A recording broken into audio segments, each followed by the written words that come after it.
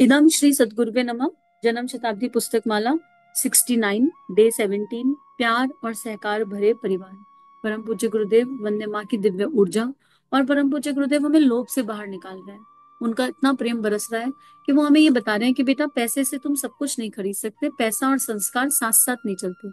अगर हमें अपने बच्चे को सुसंस्कार देना है, संस्कारवान बनाना है, तो हमको पहले पैसा मतलब लोभ और श्री मतलब प्रेम, हमको पैसे को श्री के भाव से देखना पड़ेगा, श्री के भाव से समझना पड़ेगा। और इसी क्रम में गुरुदेव ने एक माइनर सा सिंपल सा एग्जाम्पल लिया, बार्गेनिंग का example with a vegetable vendor. या अपने स्कूल में हमने क्या किया, तो हमें देने का भाव सिखाया गया कल, कि जब भी हम किसी को कोई श्री दें तो हमें कितने प्रेम से उसको चार्ज करके एनर्जाइज करके देना चाहिए।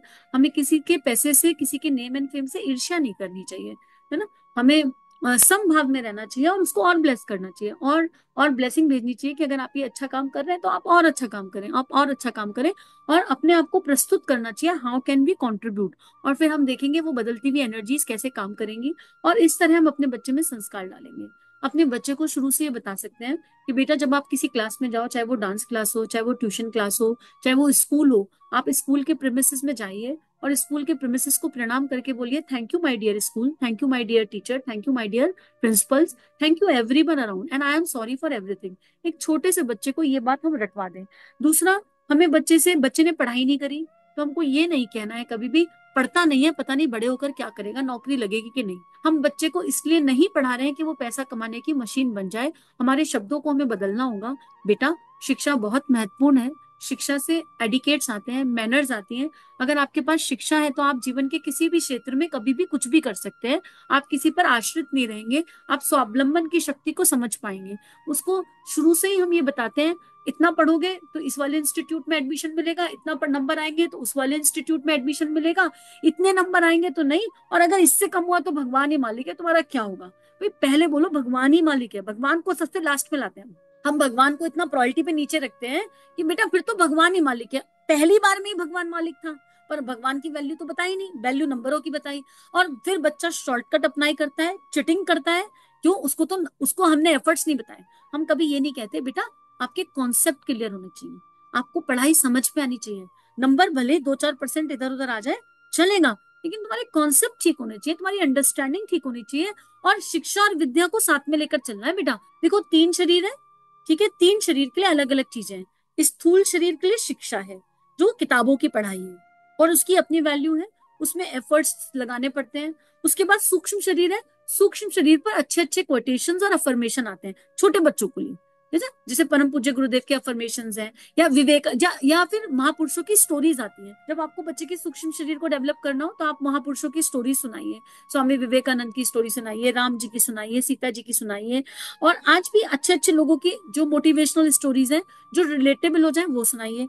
कारण शरीर के लिए श्रद्धा और विश्वास शुरू से बताइए कि बेटा सब कुछ ईश्वर करता है, और हम ईश्वर की नियामक सत्ता, जो ईश्वर वो नियामक सत्ता है, उसके अधीन रहकर हम करते हैं। उसको प्रमाण दीजिए, उसको ऐसा प्रमाण दीजिए कि बेटा आप सोचिए, जब आप गर्भ में आए तो आपको तो मैं रोटी भी नहीं खिला सकती थी, खाना भी नहीं खिला सकती थी, पानी भी नहीं पिला सकती थी। जब आप मेरे टम्मी में थे, पेट में थे, तो पापा भी आप तक नहीं पहुंच सकते थे, आपको कोई चिज्जी भी नहीं दे सकता था। तब कौन ध्यान रख रहा था? वो परमात्मा आपका ध्यान रख रहा था। यहां से श्रद्धा डेवलप होगी। बताइए। लेकिन पहले हमें तो यकीन करना पड़ेगा। अभी तो हम सोच रहे हैं हम ही सब कुछ बच्चे के लिए कर रहे हैं। प्रॉब्लम यहाँ ये नहीं है कि हम बच्चे को नहीं बता रहे, प्रॉब्लम ये है कि हमको लगता है वी आर द गॉड, हम ही भगवान हो गए। तो भगवान की वैल्यू कारण शरीर पर डेवलप कीजिए। बच्चे को बताइए कि जब आप मुंह में खाना रखते हैं, कौर रखते हैं, तो आप मुंह में चबाते हैं, लेकिन वो अंदर जाकर प्रोसेस होता है, उसमें प्रोटीन निकलते हैं, विटामिन निकलते हैं, सब कुछ निकलते हैं। साइंस इसको प्रूव कर देगी। पर ये मानव देह किसने बनाई, इसमें इतना सारा सिस्टम किसने डाला? वो एक ईश्वरीय सत्ता है। और उस सत्ता के लिए मन में श्रद्धा विश्वास हमेशा होना चाहिए। और भगवान में श्रद्धा विश्वास को बढ़ाने के लिए हमको किस चीज की प्रैक्टिस करनी है? बेटा हमको रोज गॉड को थैंक यू बोलना है, हमको रोज 5 एलिमेंट्स को थैंक यू बोलना है। 5 एलिमेंट्स कौन से होते हैं? फायर होता है, वाटर होता है, एयर होता है, स्काई होता है, और मदर अर्थ होती है। इनको थैंक यू बोलना है। खाना वेस्ट मत करने दीजिए, ये बहुत बड़ा लूप होल है। अगर आपका बच्चा आपके प्यार और लाड में खाना बर्बाद कर रहा है, तो आपने श्री को रोक दिया, आपने पैसे की एनर्जी को रोक दिया। अन्न का अपमान इस ब्रह्मांड में सबसे बड़ा अपमान है। और हम बच्चे को बता ही नहीं रहे लाड प्यार में। कोई बात नहीं, आप बच्चे को रीसर्व करना, बार बार सर्विंग करना बताए, लेकिन खाना उसको बोलिए, उसको कहानियां सुनाइए, उसको किसान जाकर दिखाइए, उसको अनाथाश्रम जाकर दिखाइए, लेकिन खाने के लिए, अन्न के लिए उसके मन में सम्मान जगाइए। बेटा खाना वेस्ट नहीं कर सकते हम, अन्न नहीं, ये पृथ्वी माता अपना दिल चीर कर देती है। ये संस्कार है। देखो स्कूल नहीं सिखाएगा ये संस्कार, स्कूल खाना कैसे खाया जाता है एटिकेट सिखाएगा, टेबल मैनर सिखाएगा, सब कुछ सिखाएगा, पर ये तो माता पिता को बताना पड़ेगा ना, ये तो माता पिता को समझाना पड़ेगा क्या खाने योग्य है, क्या खाने योग्य नहीं है। खाना गायत्री मंत्र करके खाना चाहिए, क्यों श्रद्धा बढ़ती है, चार्ज करके खाना चाहिए, ये माता पिता समझा सकते हैं। स्कूल मैस में खाना दे सकता है, पर उस खाने को संस्कारवान आपकी संतान बनाएगी, तो दोनों का कॉम्बिनेशन होगा। और अगर बच्चे के मन में संस्कारित अन्न जाएगा तो उसकी जो एनर्जी है वो अपने आप रेडिएट होगी, वो सब कुछ, सारी श्री, सारा सद्भावना, ब्रह्मांड का सारा प्रेम खुद ही इनवाइट कर लेगा। पर हम, और फिर कुछ माए ऐसा करती हैं, बच्चे से नहीं छुड़वाना, ला बचा खुचा झूठा मैं खा लूं, वहां अपना अपमान। फिर बच्चे के लिए हो जाता है मम्मी फॉर ग्रांटेड, मम्मी बच गया खा लो, झूठी थाली मम्मी पर ऐसे फेंक के मारता है बड़ी एज तक भी, जैसे मम्मी ना हो गई पता नहीं कौन हो गई। घर की मेड को भी ऐसे ट्रीट नहीं करते जैसे मम्मियों को ट्रीट करा जाता है। फिर वहां नारी के अपमान की बात आ जाती है। थोड़ा सा सजग हो जाए, थोड़ा सा अलर्ट हो जाए, लोभ की ऊर्जा से बाहर आए। बच्चे को आपने टिफिन दिया, आने के बाद जो प्रश्न होता है स्कूल से, सारा टिफिन खुद ही तो खाया था ना, बाकी तो किसी को खिलाकर नहीं आ गए। अब बताओ ये कोई प्रश्न था पूछने लायक? शेयरिंग इज केयरिंग तो सिखाई नहीं, और बच्चे ने ये कह दिया मम्मा 2 पराठे दिए थे, एक मेरी फ्रेंड ने खाया, एक मैंने, ले तेरा तो पेट ही नहीं भरा होगा, क्या जरूरत थी खिलाने की, एक और ही खिला देता। ये कोई तरीका है? ये कोई बात है? इसकी जगह बेटा पराठे मेरे हाथ के इतने अच्छे लगते हैं, कल से 3 दूंगी, दिक्कत की कोई बात नहीं। या अगर आपकी व्यवस्था नहीं है देने की, ऐसा कुछ है तो अन्न की व्यवस्था तो सबके पास होती है, रोटी की, आप बच्चे के टिफिन में ड्राई फ्रूट मत डालिए, आप बच्चे को घर में खिलाइए अगर आपको लगता है आपकी व्यवस्था नहीं है। लेकिन कोई एक पराठा खा लेगा तो आपका कम नहीं हो जाएगा, यकीन करो कम नहीं हो जाएगा। बच्चे से आपने ये पूछा कि वो दूसरे के टिफिन से क्या खाकर आए? कभी ये भी प्रश्न पलट के करना, जब बच्चा अपना एक पराठा खिलाकर आता है तो दूसरे के टिफिन का साझेदारी भी कर कर आता है, वहां से भी कुछ खाता है। ये तो हम पूछते ही नहीं है, ये तो हम कहते ही नहीं है। तो बच्चों की एनर्जी को प्लीज बचपन से ब्लॉक मत कीजिए। जब बच्चे बचपन में होते हैं तो निश्चल होते हैं, शुद्ध होते हैं, वो श्री के संस्कार पर होते हैं। हम लोभ पर हम उन्हें लेकर आते हैं, लोभ का संस्कार हम डेवलप करते हैं, बार्गेनिंग करना हम सिखाते हैं, हम छोटे छोटे वेंडर्स की कदर ना करना हम सिखाते हैं, और सिखाते हैं तो फिर दानी भाव से सिखाते हैं। दिवाली पर हम लोग दिए लाएंगे बेटा, कहाँ से दिए लाएंगे? ये जो सड़क पर रहते हैं ना लोग, क्यों? क्योंकि हम अमीर और ये गरीब। ये रीजनिंग होती है हमारी, ये रीजनिंग है। ये कितनी अनुचित रीजनिंग है। बच्चे को आपने सुपीरियर फील करा दिया इसलिए क्योंकि वो भी मानव, और बेटा क्योंकि हमको बनाने नहीं आते, उनकी कला हमारे पास नहीं है, तो जिसके पास कला है उसी से तो लेंगे। हमारे पास जो कला है वो उनके पास नहीं है। हमारे पास कला है, हमारा XYZ बिजनेस है, हम उसको बेचते हैं। इनके पास दिए बनाने की कला है, इसलिए इनकी कला से इनको लेंगे।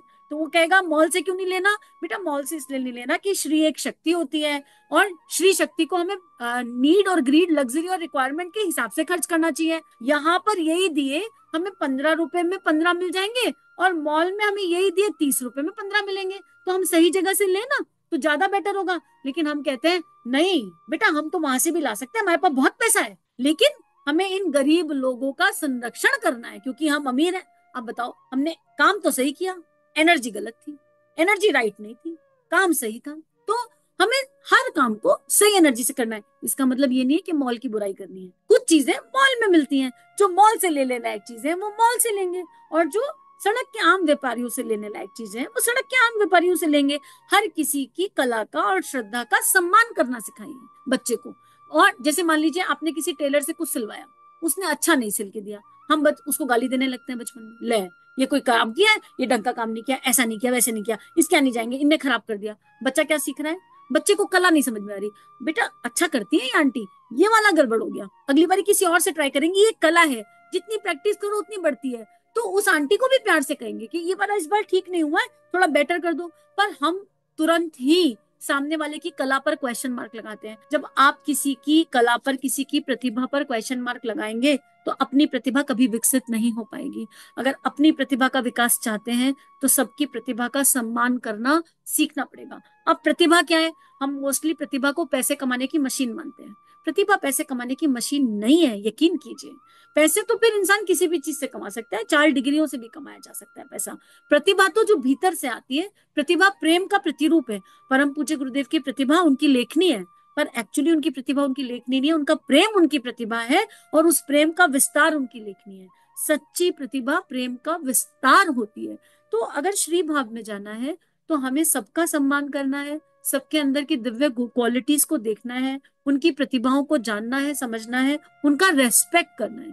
मान लीजिए आपके पास सोसाइटी में एक मैसेज आया कि हमने अपने घर में एक छोटा सा बिजनेस शुरू किया है और हम अपने घर में वीकली पाव भाजी भेजेंगे बेचेंगे, या हम ये खाने का सामान, तो हमको खरीदना नहीं है तो कोई प्रॉब्लम नहीं है, लेकिन हम बैठे बैठे मैसेज पढ़ के ले एक और शुरू हो गए, जिसे देखो वही रोज सोसाइटी के ग्रुप पर मैसेज भेज देता है, जिसे देखो वही अपना बिजनेस शुरू कर रहा है। आपको क्या प्रॉब्लम हुई? उसने मेहनत करके कमाने की कोशिश करी, स्वावलंबन कर रहा है, सोसाइटी के ग्रुप पर आपसे लेकर नहीं खा रहा, अपनी मेहनत कर रहा है, अपना कमा रहा है। आपने खरीदना नहीं था तो बैठकर कमेंटिंग क्यों करी? और फिर वही आप है जो अगले हफ्ते फोन लगाएंगे, दीदी पाव भाजी है क्या आज, छोले भटूरे हैं क्या आज, ऑर्डर कर दे। फिर उसने ऑर्डर अपना रेट बताया, आपको रेट ज्यादा लगे तो आप कहेंगे ले इतना महंगा, फिर भी मंगाएंगे। मंगा क्यों रहे? महंगा था तो। अगर मंगा रहे हैं तो महंगा क्यों कह रहे हैं? एनर्जी सही करो अपनी, हमें अपनी एनर्जीज पर काम करना पड़ेगा। कोई कुछ कर रहा है अच्छा तो उसको मोटिवेट करो, उसको प्रोत्साहन दो, उसको कंट्रीब्यूट करो, दानी मत बनो, be are contributing energy to everyone. लेकिन हम छोटी छोटी चीजों में इतनी छोटी छोटी मिस्टेक करते हैं कि हमारा ही श्री की शक्ति ब्लॉक हो जाती है। और पैसा पैसा करके तो कुछ मिलने वाला नहीं, पैसे से संस्कार तो नहीं मिलने वाला। गुरुदेव कह रहे हैं कि संस्कार का मूल्य और महत्व समझना होगा। पैसे के अभाव में भी बच्चों का विकास किया जा सकता है, और ये सत्य है, किया जा सकता है। अब इसी संदर्भ में हम आपकी अदालत में विनोबा की माँ को पेश करते हैं। परम पूज्य गुरुदेव विनोबा की माँ को पेश करते हुए कहते हैं, विनोबा की माँ बहुत गरीब थी, बहुत बार गेहूं ज्वार बाजरा चना पीसने को ले आती थी। विनोबा अपनी माँ की बगल में बैठे होते थे, अनाज पीसते समय कुछ दाने इधर उधर जा पड़ते थे। विनोबा उन्हें चुन चुन कर खाते रहते थे। नाश्ते का कोई प्रबंध नहीं था। विनोबा की तरह गरीब तथा अभावग्रस्त परिवार शायद ही कोई हो, परंतु उनकी माँ ने 3 लड़कों को संत महात्मा बना दिया। उनमें से एक का नाम विनोबा है, दूसरे का नाम बालकोवा और तीसरे का नाम शिबोवा था। तीनों देश के लिए समर्पित थे। मदालसा की बात तो पुरानी हो गई। मित्रों, आप अपने बच्चे को संत सुधारक नहीं बनाना चाहते, आप तो उन्हें इनकम टैक्स ऑफिसर, पुलिस का दरोगा बनाना चाहते हैं, वकील बनाना चाहते हैं, जो सच्चे को फंसा दे तथा झूठे को जिता दे। यही चाहते हैं ना आप चाहते हैं कि आपका लड़का सिविल इंजीनियर हो जाए। आप चाहते हैं कि आपका लड़का सिविल इंजीनियर हो जाए ताकि ताकि वैंगन के वैंगन सीमेंट तथा लोहा खा जाए तथा 1 वर्ष में ही मकान बना ले, बीबी के गहने बना ले तथा बहन की शादी में लाखों रुपए खर्च कर दे। उसे मासिक पेमेंट तो कुछ आधार रुपए ही मिलता है, तो फिर इतना सारा पैसा कहाँ से लाएगा? देखो, गुरुदेव ने क्लियर कर दिया, विवेकानंद सबको पसंद अपने घर से निकल जाए तो सबकी हवा निकल जाएगी। अगर आपका बच्चा कह दे परम पूज्य गुरुदेव सबको पसंद, अगर आपका बच्चा कह दे कि मैं भी 13 वर्ष की उम्र में गुरुदेव के जैसे कॉपी पेस्ट करके 24 लाख के अनुष्ठान करूंगा, ना नमक खाऊंगा ना मिर्ची खाऊंगा, तो सबके पेट में दर्द हो जाएगा। ऐसे कैसे कर सकते हो तुम? लेकिन गुरुदेव के माता पिता के पेट में भी दर्द हुआ होगा ना, परेशानी हुई होगी ना, पर उन्होंने अपने बच्चे को समर्पित कर दिया। ठीक है बेटा, अपनी वैल्यूज प्रिंसिपल बताओ और चलो इस रास्ते पर, हम तुम्हारा साथ देंगे। हम तो अभी बच्चा 1 घंटे का जप करने कह देना, अगर बोर्ड के एग्जाम सिर पर हो, और बच्चा ये कह दे कि अब बोर्ड के एग्जाम तो आएंगे लेकिन मुझे 1 घंटे का रोज जप करना है, तो हम कहेंगे पागल हो गए हो, पढ़ाई करो, 15 मिनट का जप बहुत है और बाकी पढ़ाई में टाइम लगाओ। हमारे ये हालात हैं अभी कि हम बच्चे को 1 घंटे का जप भी नहीं करने देंगे। तो गुरुदेव कह रहे हैं जब पैसे बनाने की मशीन ही बनानी है, वकील बनाएंगे, पर ये नहीं कभी कहेंगे कि बेटा वकील बन जाओ पर किसी गलत केस को कभी हाथ में मत लेना, ये कभी नहीं बताएंगे, है ना। इंजीनियर बनाएंगे पर ये कभी नहीं बताएंगे कि बेटा कभी घूस मत लेना इंजीनियर बनकर, अपनी इस प्रतिभा को भगवान के खेत में बोना। डॉक्टर बन जाएंगे पर कभी ये नहीं बताएंगे कि बेटा महीने में 5 दिन सेवा करना, बिना फीस के भी इलाज करना। ये कभी कोई माँ बाप नहीं बच्चे को बताता कि बेटा डॉक्टर बन जाओ, कोई बात नहीं, बढ़िया बात है, डॉक्टर बनो, पर महीने में 10 पेशेंट फ्री देखना, 10 ऑपरेशन फ्री करना, ये हम अपने बच्चे को कभी नहीं बताएंगे। तो क्यों, हम क्या बताएंगे? हाँ बेटा तू वकील बन, तू डॉक्टर बन, बहन की शादी है, इसका खर्चा है, अपना परिवार उठाना है। हम तो पैसा बनाने की मशीन ही तो निर्माण कर रहे हैं हम, और फिर पूरा कभी पड़ता नहीं, कभी भी पूरा नहीं पड़ेगा। श्री पूरी पड़ती है, पैसा पूरा नहीं पड़ता। लोभ लोभ तो वो है, लोभ तो एक खाई है, लोग कभी पूरा पढ़ता है, आज ये वाला मोबाइल, कल वो वाला मोबाइल, आज घर 4 कमरों का है, कल 6 कमरों का है, आज ये वाली टेक्नोलॉजी आ गई, कल वो वाली टेक्नोलॉजी आ गई। लोभ कभी पूरा नहीं पड़ता, पर श्री हमेशा संतुष्टि देती है, सेटिस्फेक्शन देती है, पूरी पड़ती है। तो हम जो है अपने बच्चों को कभी ये नहीं सिखाएंगे, हम मतलब जो उचित है वो नहीं सिखाएंगे। हम कहेंगे कि हाँ बेटा कमाना तो पड़ेगा ही, तुम डॉक्टर बनो, तुम इंजीनियर बनो, तुम ऐसा बनो, तुम वैसा बनो, पर उनसे ये नहीं पूछेंगे तुम इस प्रतिभा से देश को कैसे कंट्रीब्यूट करोगे। बहुत ज्यादा पैसा है और आपके बच्चे को पैसे से पैसा बनाना है, और वो आपसे आकर कहे कि मैं लिक्विड का बिजनेस खोलना चाहता हूँ, दारू की मैन्युफैक्चरिंग यूनिट, तो आप उससे ये नहीं कहेंगे बेटा तू दारू की मैन्युफैक्चरिंग यूनिट क्यों खोलना चाहता है, बहुत पैसा मिलेगा इससे। और अगर आपने अपने बच्चे को संस्कार दिए होंगे तो कभी पलट के ये बड़े होके ये कहेगा ही नहीं कि मैं दारू की मैन्युफैक्चरिंग यूनिट खोलना चाहता हूँ। अब बच्चा खोलना चाहता है, आप उसे समझाएंगे भी तो उसको समझ नहीं आएगा, क्योंकि आपने बचपन से बताया ही नहीं कि पैसा हाथ में हो तो बिजनेस वो करना जो समाज को कंट्रीब्यूट करे, परिवार को कंट्रीब्यूट करे, देश को कंट्रीब्यूट करे, जो इकोनॉमी को कंट्रीब्यूट करे, जो भारतवर्ष को कंट्रीब्यूट करे। ये तो कभी बताया ही नहीं था बचपन से। हमेशा बच्चों से कहिए कि बेटा प्रतिभा क्या होती है, प्रतिभा के मूल में प्रेम होता है, पहली चीज। प्रतिभा क्या होती है, प्रतिभा वो होती है जो पहले आपको कंट्रीब्यूट करती है, आपकी आत्मा को, आपकी देह को नहीं, है ना। पहलवान बनना भी एक प्रतिभा है। पता चला लगे हैं जिम करने में, लगे हैं जिम करने में, इससे कंट्रीब्यूशन क्या मिल रहा है, ये तो 1 घंटे में भी हो जाएगा और 6 घंटे में भी। प्रतिभा आत्मा से निकल कर आती है, पहले आपकी देह को, आपकी आत्मा को कंट्रीब्यूट करती है, फिर आपकी विचारना को कंट्रीब्यूट करती है, आपकी संकल्प शक्ति को मजबूत बनाती है, फिर आप जो करते हैं उससे आपके परिवार को कंट्रीब्यूशन मिलता है।